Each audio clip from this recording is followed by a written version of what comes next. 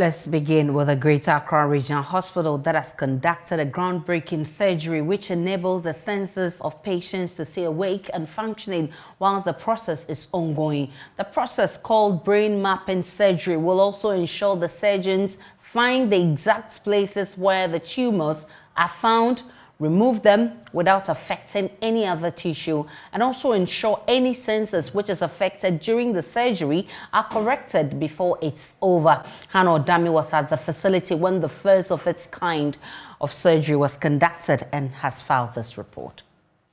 It was in late October 2021. 60 years old Mr. Yeboah had a terrible splitting headache.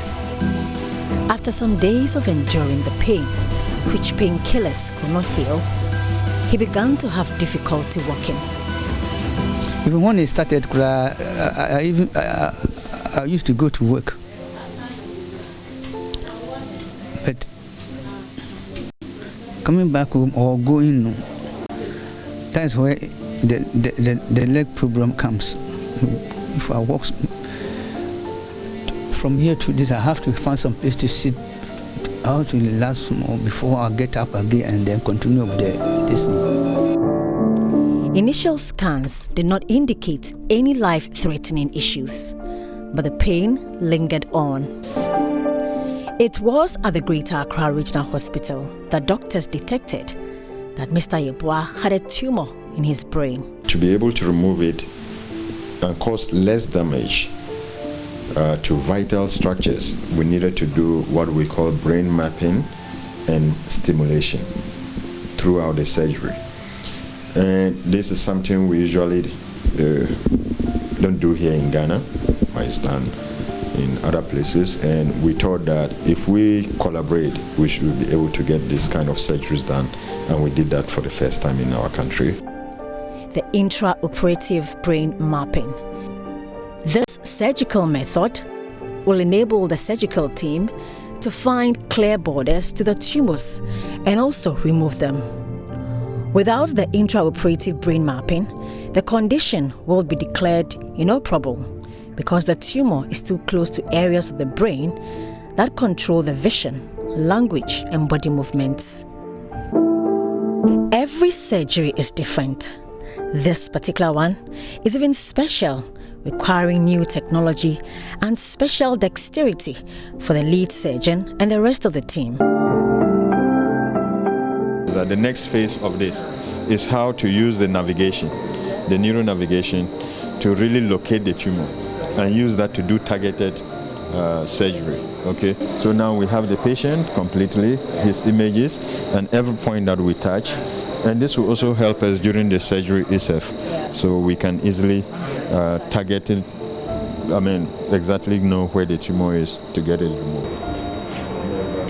Their confidence is boosted with the presence of a team from the Foundation of Orthopedics and Complex Spine Focus Hospital. The hospital enhances access to optimal surgery and non-surgical care for patients with disabling musculoskeletal disorders, including complex spine deformities and pediatric orthopedic problems. They have also conducted awake surgeries on the spine of many patients. But of course, the first for brain tumor in this instance. So the goal of this deep brain testing is just for the doctor to be able to separate the tumor, which is the diseased part of the brain mass, from the healthy part, so that he doesn't take out the diseased tumor together with some healthy, so at some point he's likely to take out some brain tissue. Science and religion is often in conflict, but here in the theater, doctors, nurses, and the rest of the team say a prayer before the first cut, after almost 4 hours of preparing Mr. Yeboah for this process. Lord, it is your hand that is going to do this surgery and not ours. So everything is secure. We pray against any complication in the post-operative period.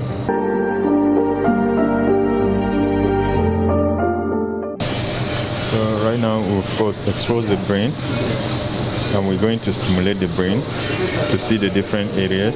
We can already identify the tumor. You can see here is tumor, here is tumor, this is normal, so you can see the difference.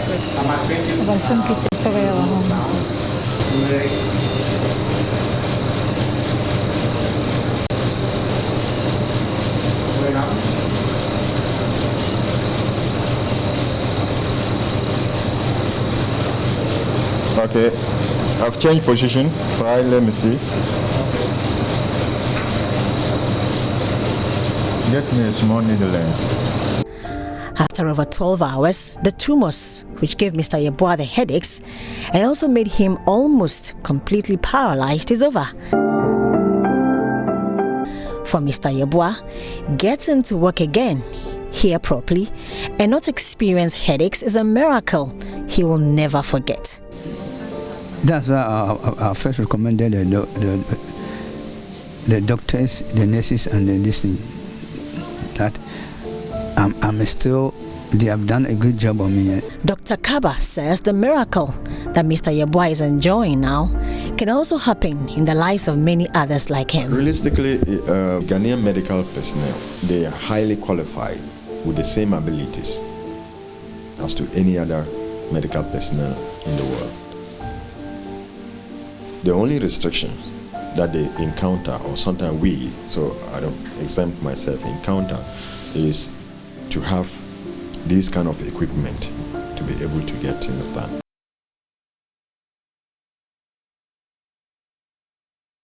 Let's go to the central region now, because there's a desperate search for an observer who was on board a fishing vessel that sank between the sea waters of Elmina and Takra. There's so far 6 people who were on board, including some foreigners, have been rescued. The captain of the Megan 11, a fishing vessel, is feared dead. My colleague Richard Kwejo Nyako has been on the beat for us. Now, Kwejo Nyako has joined us on Zoom. He'll be telling us more on this. Kojo, we are hearing that there are new revelations with regards to the number of people who are missing. What more can you tell us? Well, so what we have gathered is that 25 persons were on board the Menjin 11 fishing vessel, and out of that, 10 are missing, 14 people were rescued, and 1 is dead. And that is the captain of the Menjin 11. And so this has been confirmed by the Western Regional Director of the Fisheries Commission. And he indicated that those 10 people who were later rescued were sent via canoe to Elmina, and then they were taken to Tema. And so that is the news or the development that we have now. So far, we are searching for 10 missing people, and they may include foreigners as well as Ghanaians. But those that were on the vessel, majority of them were Ghanaians. And so that is the search that the Marine Police and the Ghana Navy, they are currently on. Well, Kwejo Nyako was out and about to see for himself what has happened after the ship capsized. Let's see what he has for us as an update from the ground. The Menjin 11 fishing vessel sank in the early hours of Saturday with all the crew on board. But fortunately, some were able to swim to a nearby vessel with the name Menjin 6. The Menjin 11 vessel is comparable to the size of an XTC bus and has both Ghanaian and Chinese crew members on board. The crew was said to be hauling a net that had so many fish in it.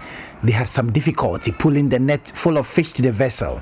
Around that same time, it was raining heavily, coupled with some thunderstorms. According to the survivors, the vessel could not sustain the balance on one side and sank with all the crew on board. The rescue mission began with a nearby fishing vessel, Menjin 6, and the Ghana Navy later joined. They were also joined later by the Ghana Marine Police. The Navy has been combing the incident area and is still searching for other survivors. It's however uncertain the number of people that were on board the vessel before it took off. the number of people that are feared missing, and the number of people that have been rescued. Information gathered by JoyNews from our sources indicates that there were 25 people on board the vessel, with more than half of the crew being Ghanaians. But so far, the videos that we have only captures 5 persons, 3 Ghanaians and 2 Chinese nationals that have been rescued, as well as the recovered body of the captain of the vessel. In the video, the captain's body is seen floating on the waters. The Marine Police are said to be investigating the accident and would not comment on the matter. The incident has left many observers deployed by the Fisheries Commission extremely worried. Per their terms of engagement, they are expected to police activities on the sea and report whether there are any irregularities that are perpetrated on the fishing vessels that ply on Ghana's territorial waters. Recently, one of their colleagues, Asian, got lost and has not still been found. Reporting for JoyNews, Richard Kwejenyako, Cape Coast. Richard Kwejenyako is still via Zoom with us. Richard, the Fisheries Commission and the Ministry of Fisheries have not uttered a word since this incident. Have you gathered anything from those two? So my information is that the Fisheries Minister, the Deputy, as well as the Directorate at the Fisheries Commission are all out of the country. And so the only person that has spoken on record when after this incident broke is the Western Regional Director of the Fisheries Commission. And so he's been given further updates on the number of people that are currently missing and the number of people that the Marine Police are in search of. They have also provided updates on the number of people that were on board a Chinese vessel. If you look at the fleet of the vessels that are currently at Tema, you see the Menjin fleet, and so you have Menjin 11. They all belong to one name, and so if you go to Tema Port, you see Menjin 1, Menjin 2, Menjin 3, suggesting that they all belong to one family. And so it was one of the Menjin vessels that went to the rescue of the other Menjin 11. And so more investigations are being conducted by the Marine Police, and they are tight-lipped on whatever the outcome is. And so they say that they would not want to speak in order to preempt the investigations that are currently ongoing. So now we know 10 people are missing. We don't know how many Chinese, how many Ghanaians. So, but what next?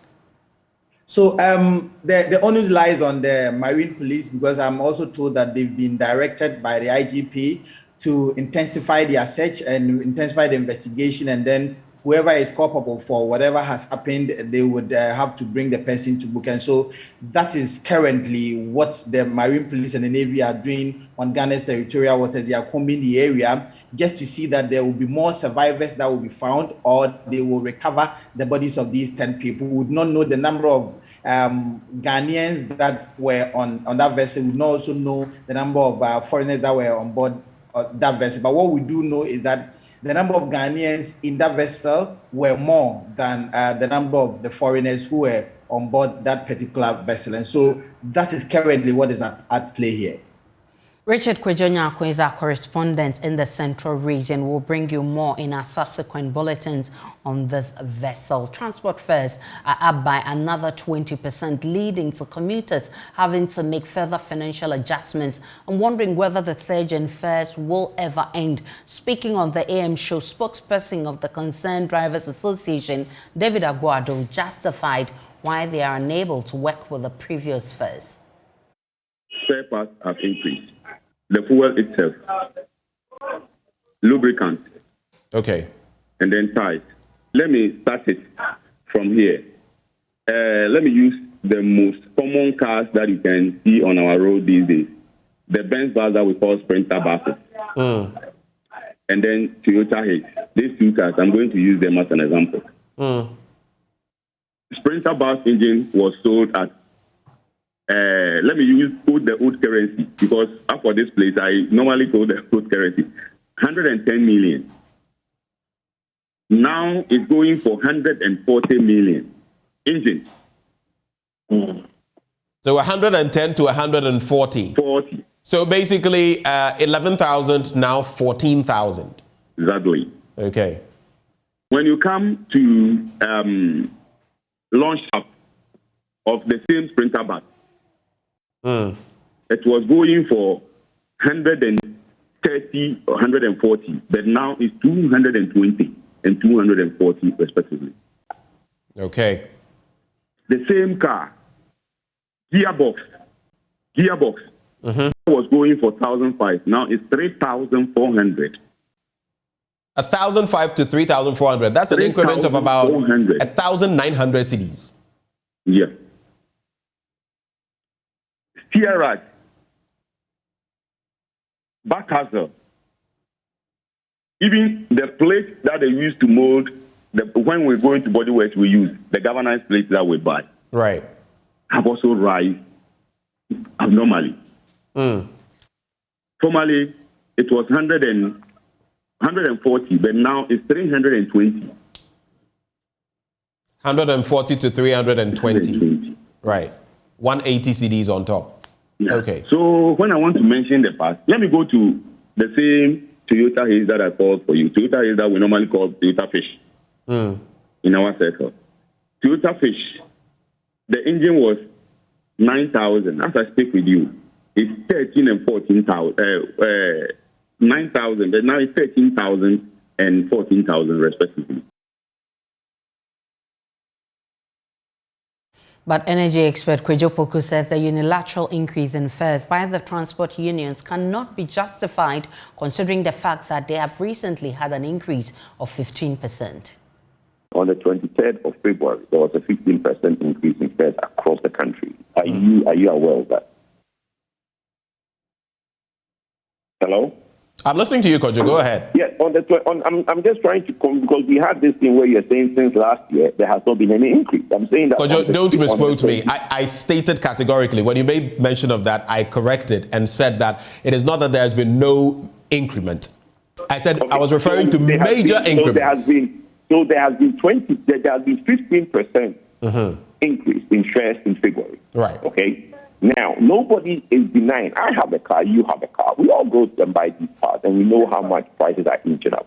Nobody does not want to sound insensitive. But I keep always saying, there are two sides to a coin.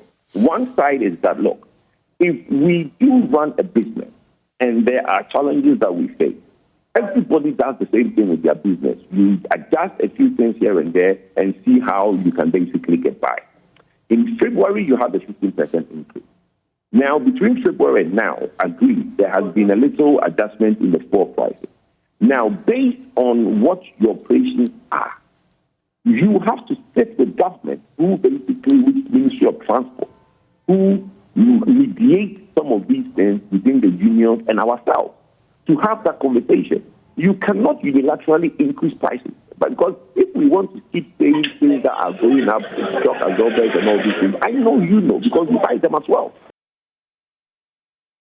The Rotary Club of Ho and Kumasi East have provided potable water to 5 deprived communities in the Akache South, Southong districts and Ketu North municipality of the Volta region. The club financed the construction of 5 water stations and a manual borehole to relieve the communities from relying on unwholesome water bodies from ponds, wells and dugouts. The project will benefit about 15,000 residents.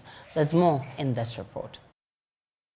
Bajikope is one of the deprived communities in the Southern district of the Volta region.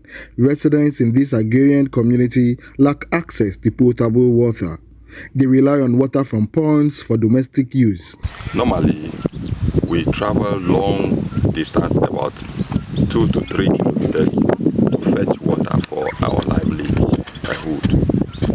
When we are blessed by nature, it rains and we have water collected in the various pools, which one we all struggle with the cattle.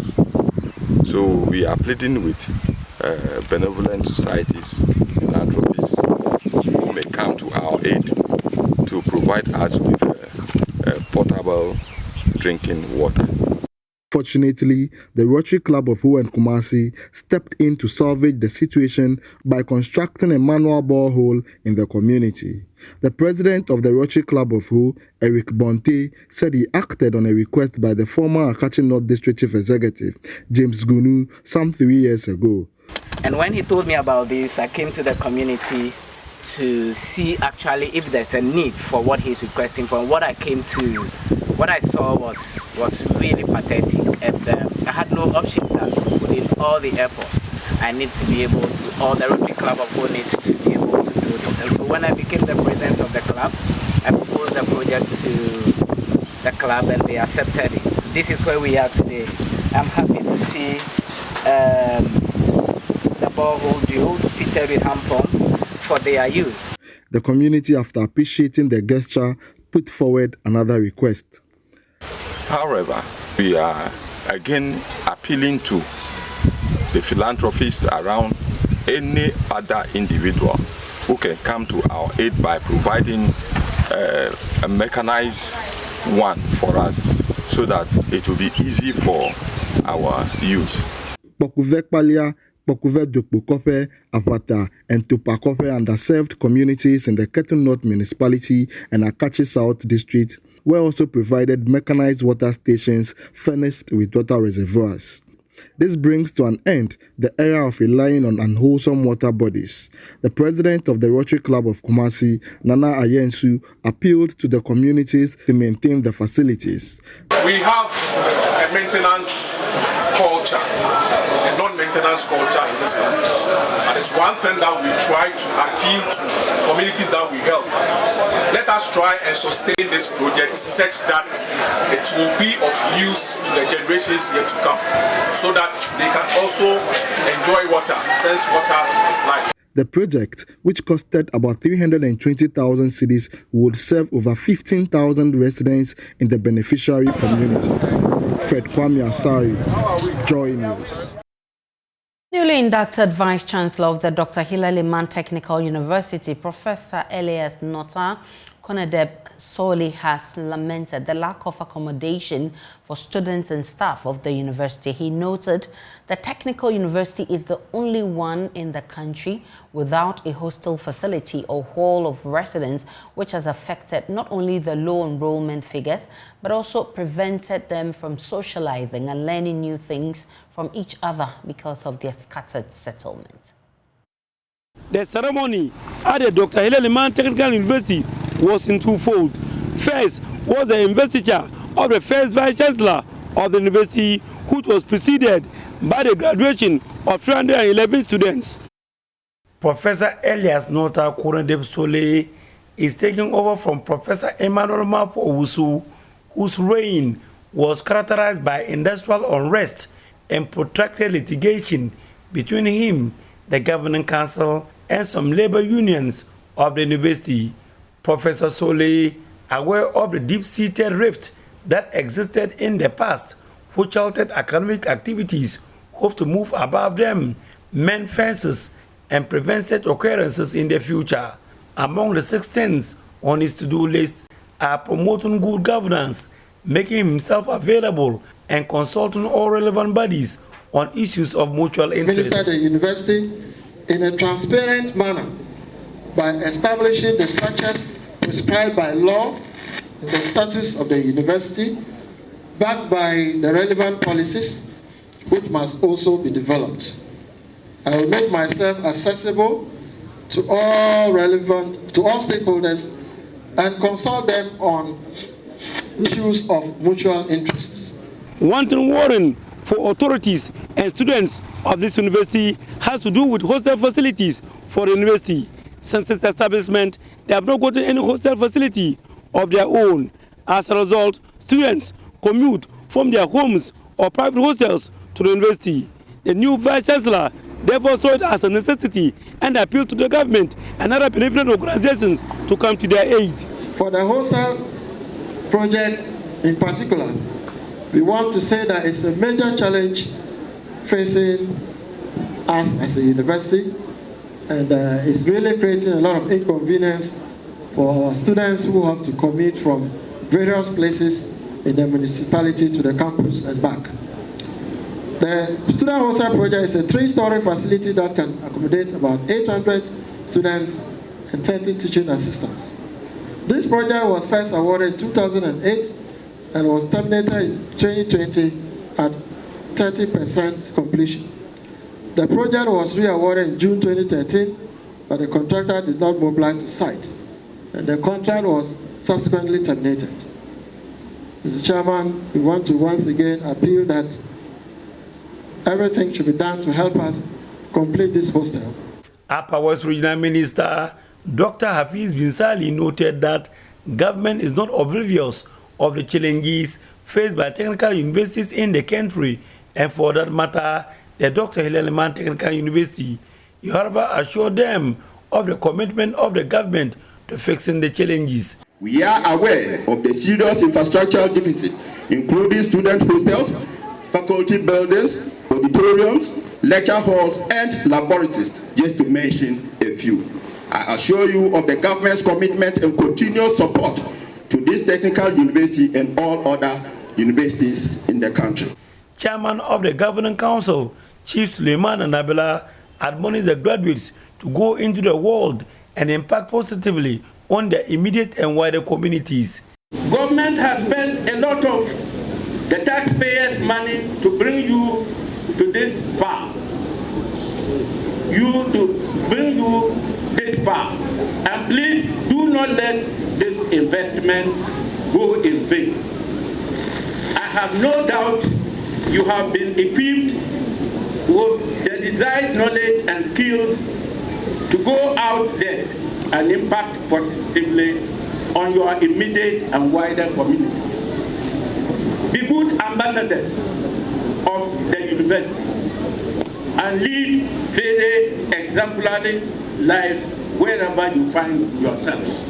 In all, 311 students were conferred with higher national diplomas in the field of engineering, applied science and technology, applied arts and business management. 32 of the graduates had first-class honors, 15 of them coming from the Department of Dispensing Technology. Reporting for JoyNews, Rafiq Salam. Wow. And in Accra here in the studio, my name is Aishi Ibrahim. Former Member of Parliament for North Dai, George Lowe, has charged the youth to equip themselves with soft skills in order to remain relevant in national development. Speaking at a fundraising event organized by the Leadership Experience Opportunity Leo Club to mark its 30th anniversary in Ghana and to promote volunteerism among the youth, Mr. Lowe explained that the surest way for the youth to contribute to national development is to arm themselves with the needed information to be able to avail themselves whenever duty calls in whatever capacity they can serve. There's more in this report. The Leadership Experience Opportunity Leo program is the youth wing of the Lions Club International. Over the decades, the Leo Club has championed the spirit of volunteerism and service in the youth through community service activities, leadership training programs across the country. The Accra Sankofa Leo Club is the first to be chartered in Ghana since 1992. And as part of its 30th anniversary celebration is raising funds to put up a 2-unit kindergarten block for the Manfi at Joko LA Basic School in the Central Tong District of the Volta region. President of the Accra Sankofa Leo Club, Emanuela Schroeder Atiamwa, explained the significance of the project to the selected community. On this occasion of our 30th anniversary, we have chosen to put greater smiles on the faces of the children of the Mafi communities by providing Mafi Ajokwe LA School with a KG block. This school serves the children of Mafi Ajokwe and its neighboring communities from kindergarten to junior high. Yet, the KG block is in a deplorable state. So being here today, I encourage us all to join us gift these young future leaders a conducive environment to study. Join us in service with your treasure. Former MP for North Dai and founding member of the Accra Leo Club, George Lowe, charged members of the club and tasked the youth of Ghana in general to take advantage of such leadership mentoring and volunteerism platforms to contribute their quota to national development. It goes without saying that the challenges of today were not the challenges that we met when we were youth. And of course, in 30 years, a lot of things have happened. Unfortunately, the environment in which we operate today does not necessarily encourage young people to volunteer their time, their money, to do service.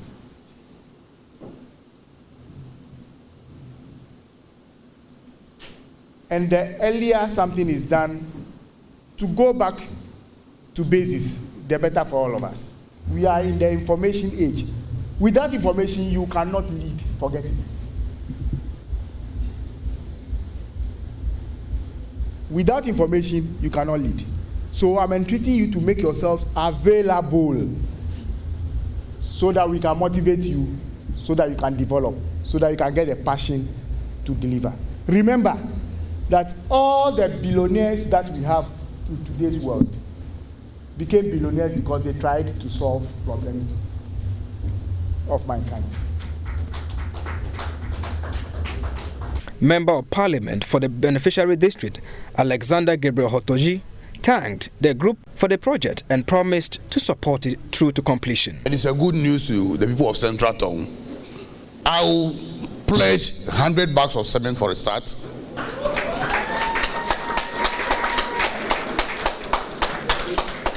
So that as we go along, because as I indicated, the common fund is not reliable.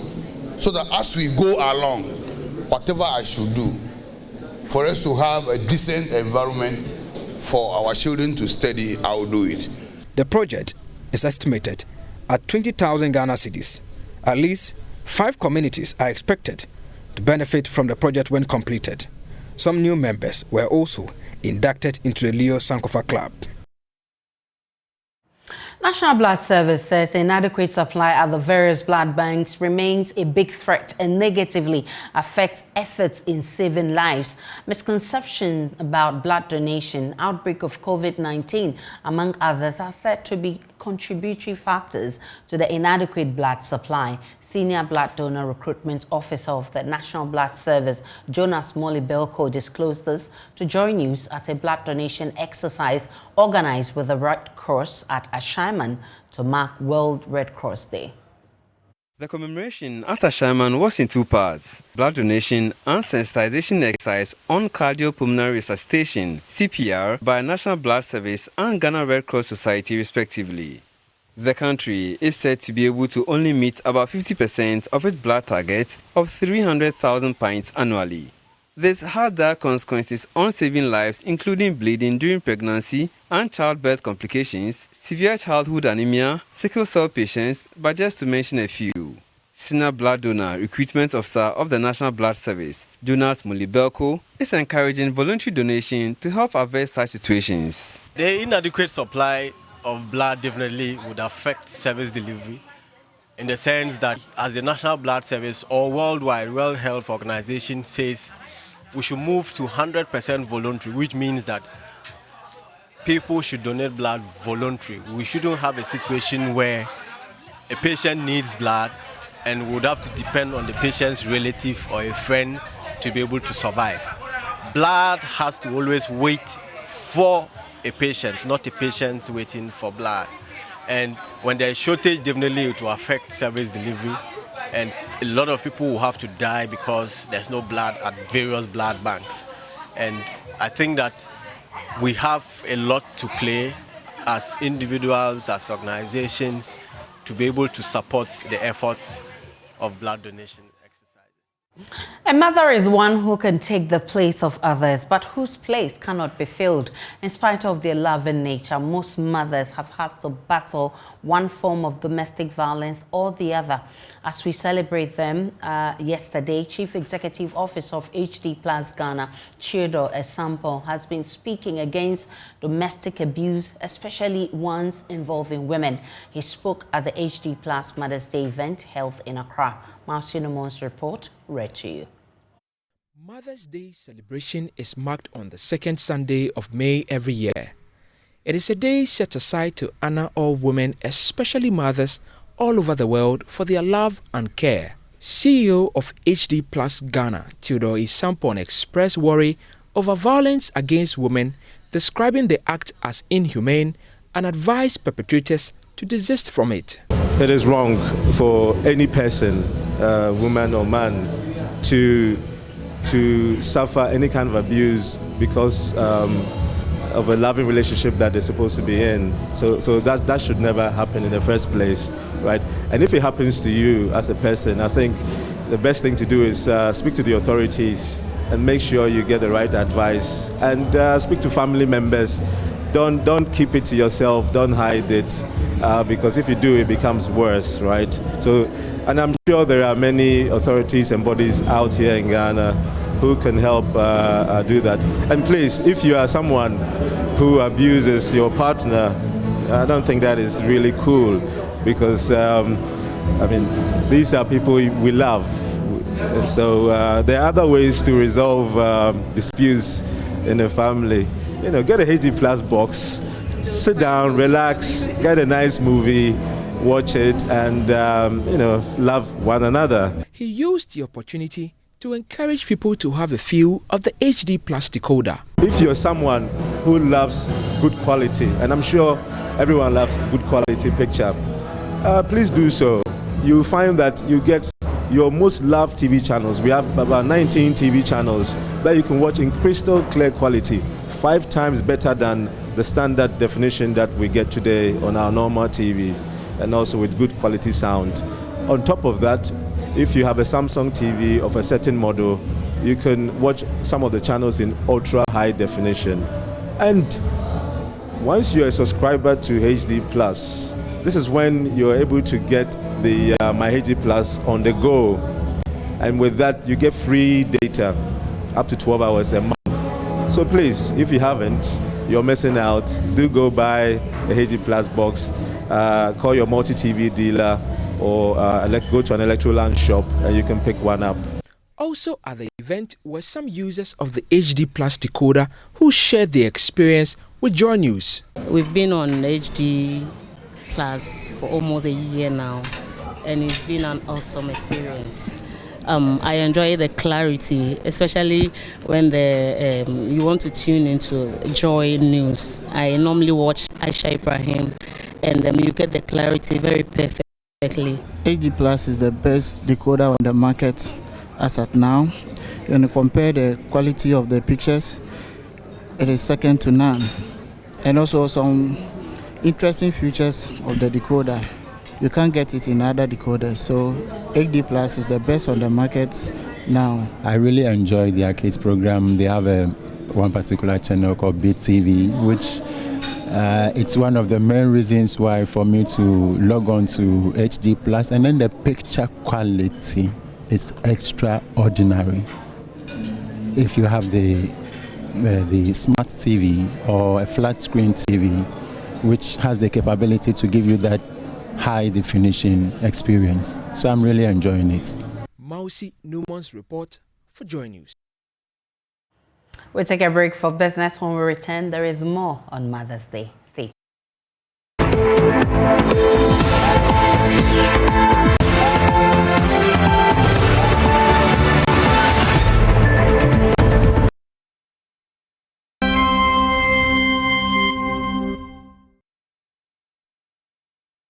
Hello, good morning. Welcome to Business. My name is Darryl Kwao. Republic Bank Ghana PLC has indicated its commitment to safeguard its card business from fraudulent activities. It is introducing the Fantastic Four credit cards. Chief Executive Officer Farid Anta says the initiative will help reduce fraudulent activities and make credit card transactions more secure to enhance customer experience. He spoke to Joy Business at the launch of the bank's Fantastic Four credit cards. At the launch of the Fantastic Four credit card, the bank said the initiative is a safe and convenient way to make purchases and earn great rewards for the business community. The company's Business Infinite, Addition, and Classic credit cards are an easy way of tracking expenses and reconciliation. According to Farid Anta, the bank's Chief Executive Officer, the innovation will improve the efficiency of its operations. Well, Republic Bank traditionally, where we operate, we are leaders in the credit card business and mortgage business. So HFC before, they're strong in the mortgage business. There are two products that really, hold people to you for a long time. A mortgage is a 20-year investment, 30-year investment. A credit card is something that you get maybe hooked on. It's the fastest one. You have it all on your accounts, on your online shopping. So the credit card is another product that keeps you very loyal. We call them anchor products. So we look to introduce that. Ghana, interestingly, has a very low number of cards. We have maybe about 15 million banking accounts. I think the last number, maybe in 2018, was somewhere around 22,000 cards. which is very, very low. Mainly because I think there's a concern about that default, people misusing the cards, but it's a normal thing that you have to educate. So I think there's a lot of scope for the credit card in the market. We have to be cautious how we do it, but we cannot keep it as a prestige card, you know? So it's a product that we think will launch us much further into the market. Mr. Anta is optimistic the bank will get approval from the Bank of Ghana on payment of dividend in the coming days. We have done everything. We have submitted the information. They would normally do some stress testing, look at their capital adequacy. If something happened, look at their liquidity profiles. So we are satisfied that we have met all the requirements. It's a process, and hopefully very soon we will be able to give the shareholders the good news that we have the stamp of approval. The credit card accounts are available for Republic Bank clients that have existing deposit accounts, checking or savings with the bank. James Ishan's report for Joy Business. The National Lottery Authority is seeking executive approval from President Akufo-Addo to run lotteries on Sundays. According to his Director General, Sami Oku, lotteries have the capacity to generate significant revenue for the country's development, hence the board's decision to petition the president. He tells Joy Business his outfit is bent on recording more income for the state. We keep improving upon it together with my colleagues at the management level. It's all about leadership. And I keep saying that Rome was not built in a day. But if the builders of Rome are not stealing the building materials, Rome will be built. So yes, they were experiencing a decline in revenue. Now we've arrested the decline. We are taxing and looking for it to take off. Some bold decisions had to be taken. I'm looking forward to the NLA playing even on Sundays, because clearly that's when people are home. The betting companies and the gaming, those under the gaming commission, they operate fully on Sunday. Let me also state that we've begun the process after extensive board consultation. We have written to the leader of the nation, His Excellency the President, we've petitioned him to also have a second look at exempting the NLA from the public holidays. We believe that we can contribute more to nation's development and to the kitty of the nation if we generate more revenue. Today like this, we won't operate. Tomorrow, we won't operate. And that is loss of revenue of almost 1 million cedis. So clearly, if we are operating even on the public holidays, and we're able to contribute more towards the consolidated fund and nation building, and also through good causes, I think it will be a better strategy. Now, Joy Business understands the recent intermittent power outages across parts of the country are due to gas shortage. The power plants that rely on gas have switched to light crude and diesel fuel oil to run their plants. This is expected to impact on the cost of operations of businesses. There's more in this report. According to information gathered by Joy Business, there's currently a shortfall or deficit of about 364 megawatts of power in the country. This has compelled the power authorities to shed load at Kaswa, Pokuase and Almaso power plants in the central, Greater Accra and Ashanti regions. The situation is said to have started 3 months ago and keep worsening. Joy Business gathers that Twin City and Sen Power currently run on light crude oil, while Scar Power is still down together with the combined cycle unit at Tico at Abuate in the western region. We further understand that managers of the Ghana Grid Company and the Electricity Company of Ghana over the weekend visited these power stations to ascertain the current situation. The operators of these power plants, however, promised to restore the load shed when gas pressures improve and additional generation units come on board. And that's business for now. More news after this break. Welcome back to News Desk. We're still continuing with our Mother's Day celebration. And here at Joy FM, we have been honoring some cherished listeners by organizing the Cook for Mama program over the weekend. Here are excerpts of what you missed. Madam, how are you feeling so far? Very great. And is it going well, or you are not so sure? Oh, it's going very well. Very, very well. Very well. Have you tried it? Not yet. But so how do you know you're just supporting your kid, really? Just seeing the surface of the whole thing can tell you that it's going very well. I see. Okay. So this is Madame Gatina Banama Yenli, right? She's just seeing what her son is doing and says it is going well. Well, I don't know. I cannot see. I don't have the foresight unless I taste it. So we're going to taste it after he's done. But I pretty much believe that it is going well since his mom is saying that. Something delicious is frying in this oil from fried oil. And then I can see some really good stew. Can you please open it? Okay. Where do we Smells great. Where do we get it? That's interesting. But I have your mom here. I don't know why your mom has chosen to, be here when she's not supposed to. But Madame Kui Jenes, that's the name, right? Your son, Jerome, is doing amazing. As far as I can smell it, he says, I don't know about that. But how is it going so far? It's doing good. You are sure about that? It's time for sports. We'll be back shortly.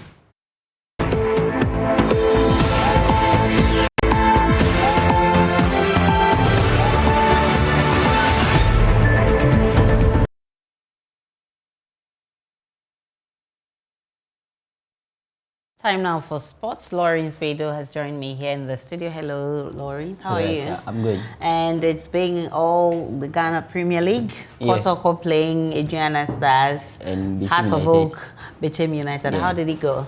So over the weekend, it was much of deciding moments for Bechem or for Asante Kotoko, the two clubs who are vying for this season's Ghana Premier League title. Hearts of Oak and then Bechem United played earlier on Saturday. And with Bechem United holding Hearts to a 1-1 draw, Kotoko were expected to capitalize on Bechem's draw. But then they also ended up picking up just 1 point with the 9-point difference as it was going into the weekend games. They need three wins from their last 6 games. Should they be able to take those 3 wins, they end up winning their 25th Ghanaian League title. Okay. And 6 more games to go, and you said they need 3 more wins. Who are they scheduled to play with? So they have games against Ashgo, they have games against Chelsea, and then Mediama also part of their fixture pile up in the next few weeks. What are you picking up for these games?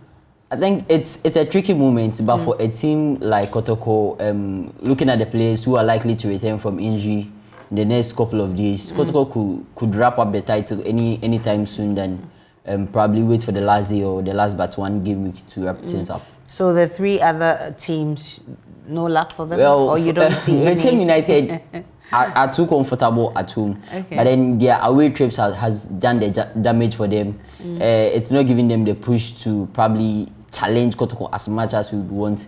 Probably, maybe people are saying if it was Hearts of Oak, we could see that rivalry because Kotoko and Hearts, it's just like 2 enemies. But then with Bechem United, they look so relaxed, comfortable, and it's shocking to hear that their coach said no one can take them away from the second position. It looks like they are so centered on the second that they don't want to challenge Kotoko. Or is it that they are scared? I feel maybe they don't have the resources to go to Africa, so it's better we stay and then allow those who have the resources to go. So when are these matches scheduled? The next games take place over the weekend, so from now to the weekend, we'll see what happens. Thank you so much, Lawrence Beidou brought us sports, and that'll be it for sports. All right, so that'll be it for News Desk as well. My name is Aisha Ibrahim. Many thanks for watching. See you again at 12.